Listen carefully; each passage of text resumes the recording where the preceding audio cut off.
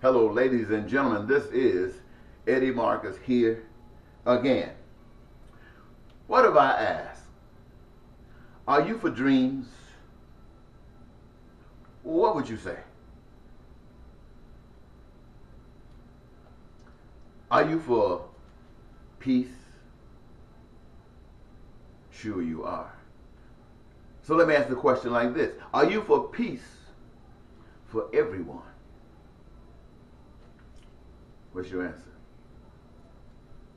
Are there any that you would just leave out, that you don't want to have peace at all? Well, there is one side that wants peace for everyone. Peace for everyone. Now, are you on the side of peace for everyone, or do you have some reservations putting you on the other side? Are you for prosperity for yourself? Sure you are. Who wouldn't be? Are you for prosperity for everyone? Everyone. Well, let's put prosperity for everyone on the same side as peace for everyone. And anyone who has any reservations, we put them on the other side. Are you for joy for everyone? I know you are for yourselves, but for everyone.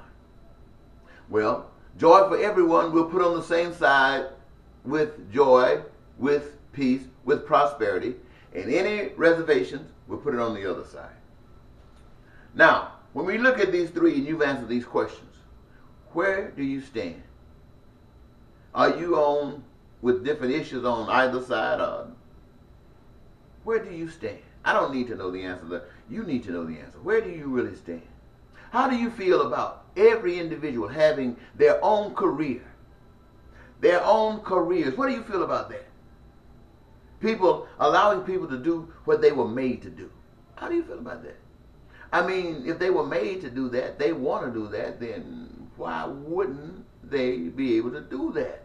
Unless it serves someone else well for them not to do that. And you can bet if it's serving someone else well, it's not serving the doer that well. Think about this. And why am I saying these things to you?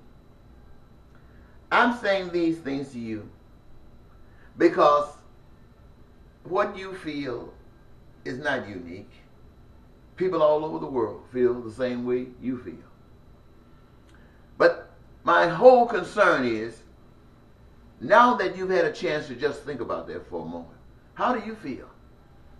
Those who you feel that might not be deserving, how would you feel if you were in that same boat? Would you feel that it's okay, oh, I'm not deserving, so it's okay when they want to leave me out? Would you feel that way? Well, I'm sure that you wouldn't. You see, even though you might have these reservations, you're still a wonderful person.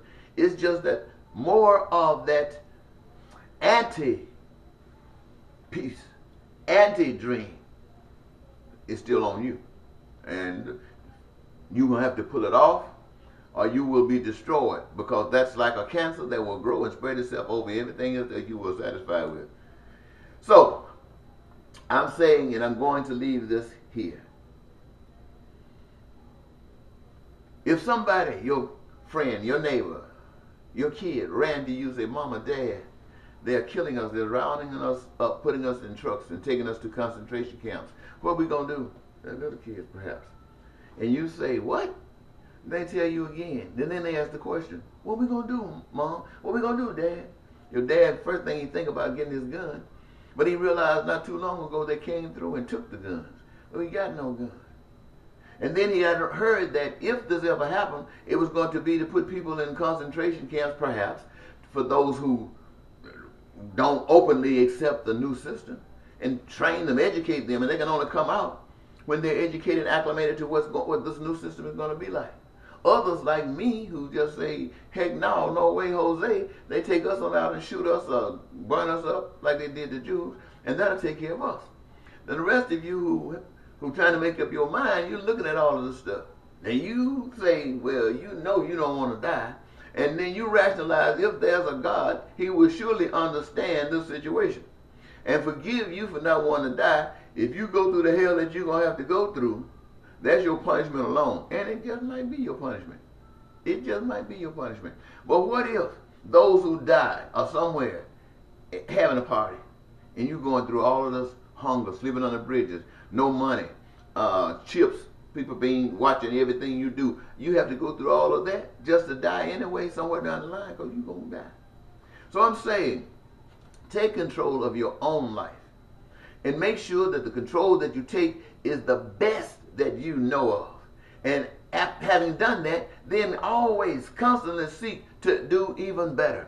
And in so doing, you will be drawn. All of those of you out there who are on that same wavelength, on that same spirit, will be drawn together. And you start becoming not just a talking voice of God, but you become a literal body, physical body of God. That which you say, peace, you stand for it.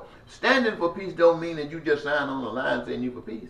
No, it means you stand up in opposition to anything that comes up to destroy that peace. You put your life on the line and say, this is not going to happen. Not here in your stead.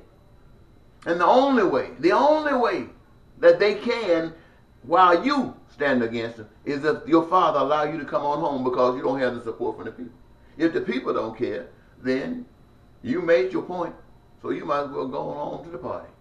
So I don't want you to be afraid. I don't want you to be scared. I don't want you to believe just everything that you have been taught. You were taught that Jesus Christ was hanging on the cross and he was suffering. He was going through all kinds of changes. You know why you were told that?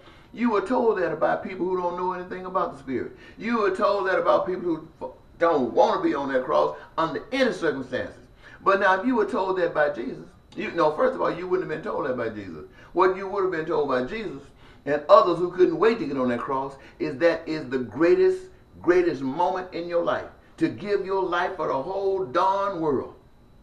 Because you love them and you are an example of the Father who created them. And now you are hanging on the cross, which is an expression of your ignorance of God. Your ignorance of the Spirit of truth. And you think the Father going to allow that one who's being sacrificed to feel pain? To feel suffering? Come on now. But you don't know that. That's the thing that keeps you scared. And the thing that allows that to happen is because you're so far from God. That means you're bought into the lie of this world. You have bought in it so far. Either you're riding high on the top of making a decision, or you're being used for the decision that's being made, or you're just there making your living, or you're just there wondering when change is going to come. Because somebody said a change is going to come. Well, anyway, I got to go now. I hope you got a message out of this. Until next time, this is Eddie Marcus, here again saying bye-bye.